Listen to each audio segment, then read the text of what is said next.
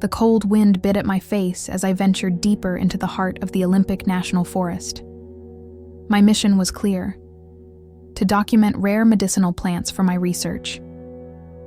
For years, I had dedicated myself to studying the connection between nutrition and natural healing, believing that God's creation held all the tools we needed for our well-being. Every step I took felt like a small discovery, every plant a hidden piece of a puzzle I had yet to fully comprehend. That day, however, something felt different. The air carried an unexplainable stillness, a quiet whisper in the wind that seemed almost like a warning. The clouds gathered quickly, and the temperature, comfortable in the morning, plummeted within hours. I had experienced sudden weather changes before, but this time, an uneasy feeling settled in my chest. I pulled my jacket tighter around me, trying to ignore the creeping chill seeping through the layers. Time had slipped away as I meticulously recorded my findings, photographing and cataloging the plants I found along my path. By the time I finally looked up and realized how far I had wandered, the sun was already sinking behind the mountains. A wave of unease washed over me. I pulled out my GPS, but the signal flickered weakly. The sky had darkened, and the once gentle breeze had become a sharp, biting wind howling through the trees. I needed to retrace my steps quickly before nightfall swallowed the forest whole. I turned around, moving as fast as I could through the thickening snow, but something felt off. The ground beneath me was deeper than before, and each step became a struggle. The cold wasn't just around me anymore. It was inside me, wrapping around my bones, draining my strength. My legs grew sluggish, my thoughts clouded, and an eerie numbness spread through my body. A violent shiver ran down my spine. Hypothermia wasn't just a word in medical textbooks anymore. It was gripping me, stealing my breath, silencing my body's ability to fight. I wasn't sure how long I had been sitting there, curled into myself, trying to stay awake. Snow surrounded me like a white tomb, yet strangely, the fear had begun to fade. In its place was an overwhelming sense of stillness, of surrender. The pain was slipping away, and with it, the urgency to move. Then, I saw it. A light, different from anything I had ever known, appeared before me. Not from the forest, not from the sky, but from something beyond. It pulsed, alive, warm, drawing me in. My body refused to move, but my soul felt pulled toward it, as though a truth buried deep inside me recognized what was happening before my mind could understand it. And then, he was there. I didn't need an introduction. Before I even saw his face, I felt him. His presence was overwhelming, radiating a love so vast, so deep, that it consumed everything else. There were no words that could capture the magnitude of standing before him. It was Jesus.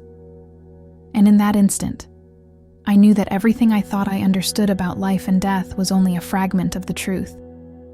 If this story is touching your heart, I invite you to be part of our community. Like this video and subscribe to the channel. You are here for a reason, and I truly believe that the message I'm about to share will bring light to your life. I was suspended in a space unlike anything I had ever known. There was no pain, no cold, no weight holding me down. Only warmth and a stillness that wrapped around me like the gentlest embrace. The wind that had howled through the trees moments before was gone, replaced by an indescribable quiet. Then, like the tide rushing onto the shore, his presence overwhelmed me. It was not just something I saw or heard. It was something I felt in the deepest part of my being. It was power and gentleness, authority and love, all at once. And then, he spoke. Rachel. The way he said my name was unlike anything I had ever experienced. It wasn't just a voice. It was a calling, a sound that resonated through every part of me. My heart opened instantly. I had never seen him before, yet I had always known him. It was Jesus. A peace so profound washed over me that I forgot everything. My body, my fears, the forest I had left behind. There was no need for explanations, no need for questions.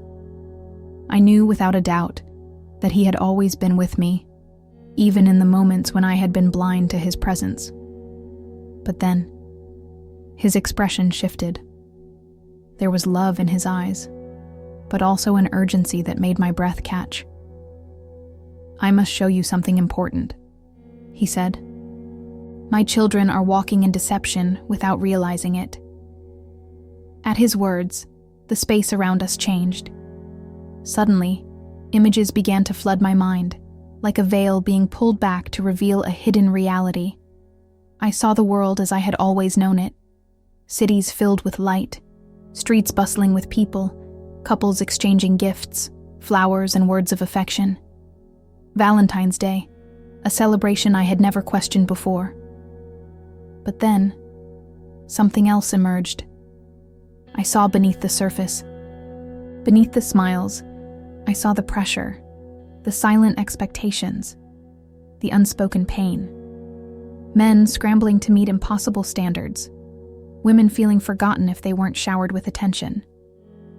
I saw the comparisons, the loneliness masked by grand gestures, the hollow feeling of those who thought love was something to be measured in gifts. "What am I seeing?" I whispered. Jesus didn't answer right away. He allowed me to absorb it, to feel the weight of what was hidden beneath the world's celebration. And the more I looked, the more I saw. Broken hearts disguised as happiness. People chasing after an illusion without ever questioning its origins. "This is not my definition of love," Jesus finally said, his voice filled with sorrow. His words struck me like lightning. Everything I thought I understood about love and romance suddenly felt fragile, like glass ready to shatter. The world had taken something sacred, something divine, and twisted it into an illusion. As the vision continued, I knew deep inside that this was only the beginning. If these words are touching your heart, take a moment to leave a like and type Amen in the comments for a special blessing. Also, let us know what city you're watching from so we can keep you in our prayers. We are a community, and no one walks this journey alone. The images continued to flow like a river, unstoppable and undeniable. Every scene was another layer peeled back, revealing truths I had never even considered. Then, just as suddenly as they had begun, they shifted. I was no longer looking at the modern world. The neon lights and city streets vanished, replaced by something older, something ancient. The roads were narrow, paved with rough stones, lit only by flickering torches. The murmur of voices filled the air, not the joyful laughter of a celebration, but something wilder, more chaotic. "Where am I?" I asked, my voice barely above a whisper. Jesus stood beside me, his expression solemn. "Watch." And so, I watched. At first, I didn't understand what I was seeing. Men, their bodies draped in animal skins, ran through the streets with wild energy. The crowd roared in approval, their eyes shining with something unsettling. Lined along the sides of the road stood young women, stretching out their hands, waiting, offering themselves, to be struck by the whips of these men. The whips, I realized with horror, were made of the freshly sacrificed hides of goats. Every lash was met with cheers. Women lowered their heads as if receiving a blessing, their expressions filled with expectation rather than fear. The scene was frenzied, primal, like something out of a nightmare. "This is the origin," Jesus said. A shudder ran through me. I knew what I was witnessing now. This was Lupercalia, the Roman festival that had long been buried beneath layers of time and forgotten history. But here, in this vision, I saw it for what it truly was. The celebration had nothing to do with love. It was not about romance, not about devotion. It was about ritual, about submission, about indulgence in the most physical and fleeting forms of human desire. The people worshipped not love, but lust. The festival honored gods I had never thought twice about, deities of fertility, excess, and hedonism. Jesus stood in silence beside me, allowing me to take it all in. I wanted to look away, but I couldn't. Then, the vision changed again.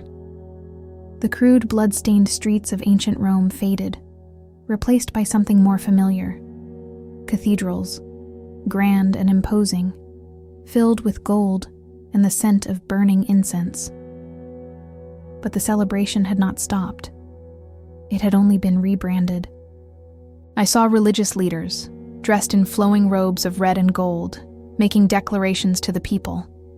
The festival had been renamed, reshaped, given a new identity. No longer called Lupercalia, it was now associated with a saint, with new traditions, with softened meanings. But I could still see beneath the surface. The heart of the celebration remained unchanged. It had been covered with a new name, dressed in respectability, but the roots of what I had just witnessed still pulsed beneath it. "Do you see?" Jesus asked. I nodded, my throat dry.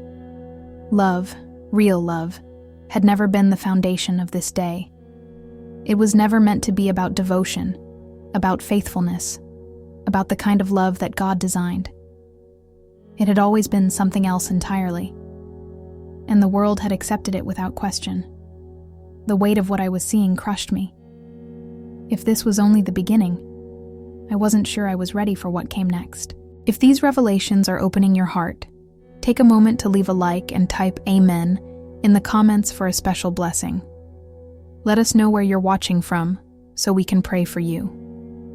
We are a family here, and together we will uncover the truth.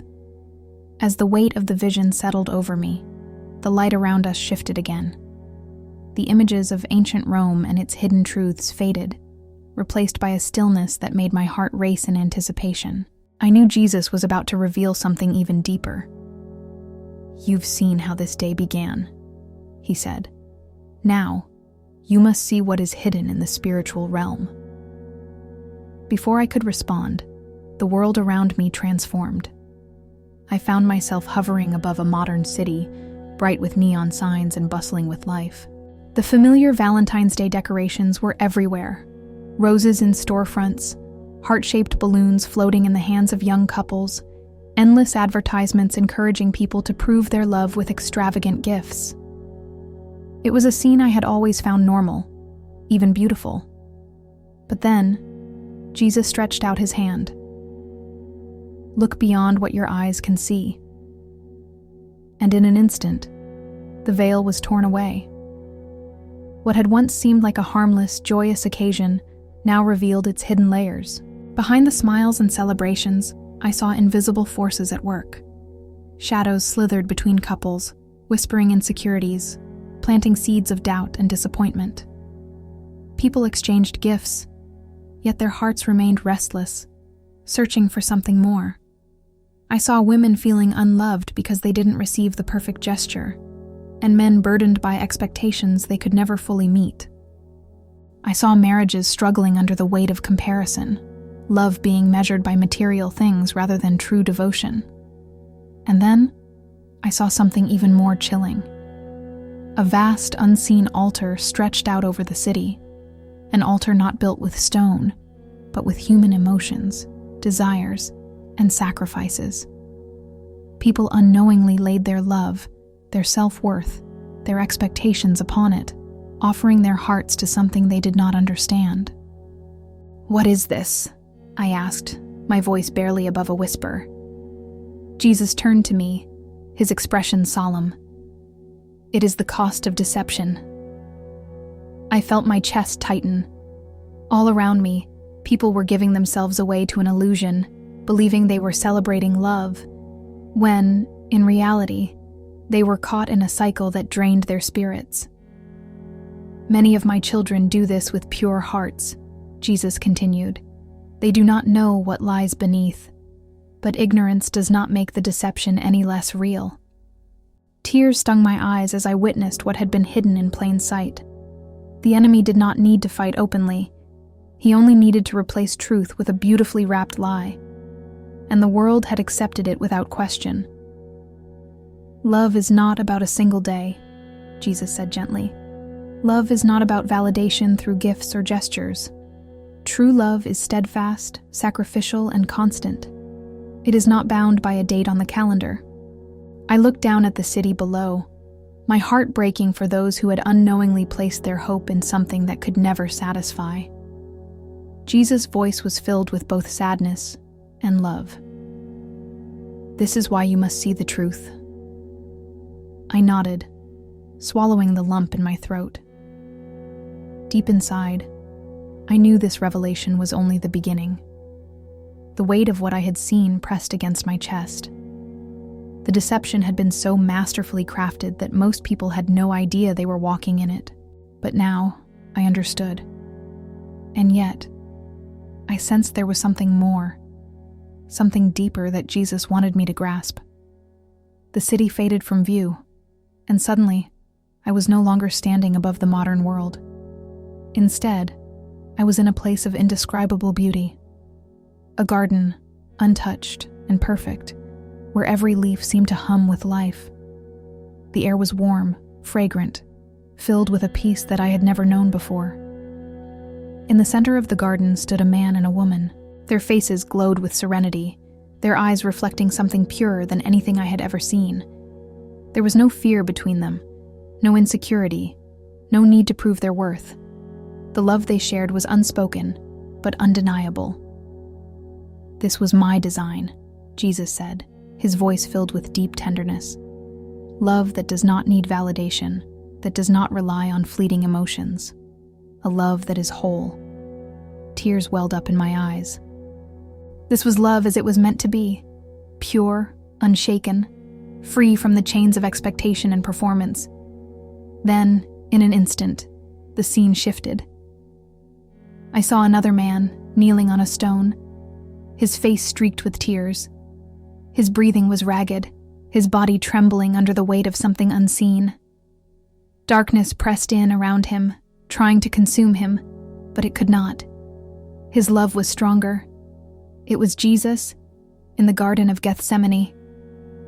"This is love," he whispered. Not a fleeting feeling, not a day of grand gestures, but a choice, a sacrifice. The images flooded my mind without pause. I saw a mother holding her sick child through sleepless nights, never asking for anything in return. I saw a man laying down his pride to forgive someone who had wounded him deeply. I saw hands reaching out to help the forgotten, the broken, the ones the world had cast aside. "This is love," Jesus continued. "Not something you buy, not something you prove with a gift, but something you live, every day, even when it costs you." I trembled as realization gripped me. How many times had I mistaken love for something far less? How many times had I sought validation in human ways, thinking that affection needed to be measured, rewarded, or displayed? But now, everything was clear. And yet, I sensed that there was still more to see. If these words are speaking to your heart, take a moment to leave a like and type "Amen" in the comments for a special blessing. Also, let us know what city you're watching from so we can pray for you. We are walking this journey together, uncovering the truth one step at a time. The peace of the garden faded, and in its place, the world I once knew came rushing back. Cities alive with movement, storefronts decorated with heart-shaped symbols, endless advertisements flashing across screens, each one promising love, happiness, fulfillment. At first glance, it all seemed harmless, beautiful even. But now, my eyes had been opened. "Look closer," Jesus said. I obeyed, and as I did, the illusion shattered before me. Couples walked hand in hand, but beneath their smiles, I could see the silent doubts, the insecurities they hid from each other. Some women clung to expectations they dared not speak, hoping that a gift, a romantic gesture, would somehow confirm their worth. Some men masked their exhaustion, weighed down by the pressure to perform, to prove their love through material things. And then there were those who were alone. They scrolled through their phones, watching others celebrate, feeling forgotten, unworthy, unloved, because the world had convinced them that love was something that needed to be displayed, something that had to be validated on a specific day. I turned to Jesus, my heart heavy. Why do they believe this? Because it was never presented as a lie, he replied. It was given to them as truth. I watched as businesses carefully crafted marketing campaigns designed to stir emotions. Ads that made people feel incomplete without a grand display of affection, without a gift, without acknowledgement. The entire system was designed to create need, to make people feel that they were missing something, even when they weren't.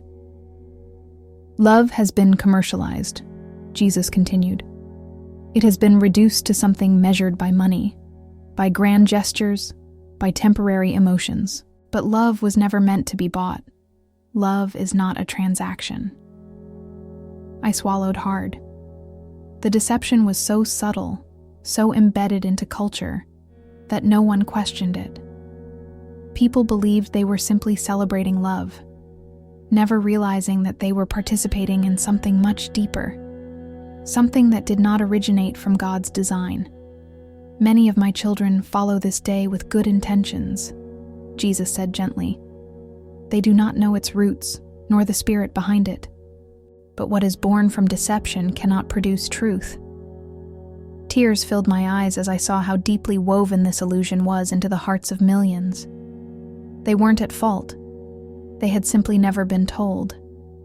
And yet, I could feel it in my soul. This revelation was not meant to condemn. It was meant to set people free. But I knew that the truth was not always easy to accept. And something told me that Jesus was about to show me what came next. The vision around me shifted once more. But this time, something in me had changed. I no longer saw the world the way I once did. I had been shown the truth, stripped of the illusion. And now, I was left with a question I wasn't sure how to answer. What do I do with this knowledge? I asked, my voice barely above a whisper. Jesus turned to me, his eyes filled with both love and purpose. You were not shown this for yourself alone, he said. You must share what you have seen. Many are searching for answers, but they do not know where to look. My breath caught in my throat. But I'm just one person. How can I make a difference? Jesus smiled, a warmth radiating from him that settled deep within my soul. You were never meant to do this alone. Just as I have walked with you every step of your life, I will walk with you in this mission. As he spoke, the vision around me changed again. I saw people, thousands of them. Some were watching, listening, their hearts slowly opening as they heard the truth. Some were hesitant, unsure, but curious. Others had their arms crossed, resisting, unwilling to believe that something so ingrained in their lives could be anything but innocent. But then, I saw something incredible. I saw light spreading. One person heard the truth and shared it with another. That person, in turn, passed it on to someone else. And slowly, what had once been hidden was now being uncovered. I saw couples who no longer measured their love by a holiday, but instead chose to cultivate it daily. I saw young people rejecting the fleeting pleasures the world offered, and instead seeking real, lasting commitment. I saw families breaking free from the chains of expectation, learning that love was not about a date, but about sacrifice, patience, and faithfulness. And I saw the enemy's grip loosening. Jesus looked at me, and in his eyes, I saw the truth. This was never about taking something away. It was about giving something greater. Not everyone will listen, he said gently. Not everyone will see. But for those whose hearts are open, this truth will set them free. I felt a fire ignite within me. I had been given a gift, the chance to bring truth where there had been deception, to shine light where there had been darkness. I had a mission, And I knew, without a doubt, that I could not keep this revelation to myself. A deep silence settled around me, but it was not empty. It was full of meaning, full of peace, full of purpose. My entire being had been transformed by what I had seen, and I knew that I could never go back to the way things were before. Jesus had shown me the truth. Not to bring fear, not to bring condemnation, but to bring freedom. Love was never meant to be a fleeting emotion, a transaction, a performance measured by gifts or expectations. Love was created by God, designed to be eternal, to be lived out every single day in faithfulness, sacrifice, and truth. And yet, the world had been led astray. The enemy had taken something pure and twisted it, turning it into a deception so widespread that few ever questioned it. But now, I had seen through the illusion. I turned to Jesus, my heart overflowing with gratitude. "What do I do now?" I asked. His gaze held a warmth beyond words. "You share it," he said. "You walk in the truth. You help others see what they have not yet seen." The vision began to fade, the light surrounding me growing softer, and I felt my body being pulled back to where I had come from. I opened my eyes. I was back in a hospital bed. The cold of the forest was gone, replaced by the hum of machines and the sterile brightness of the room. I could feel the weight of my body again, the rhythm of my breath. But inside, I was not the same. Something had awakened in me. A calling, a purpose, a mission.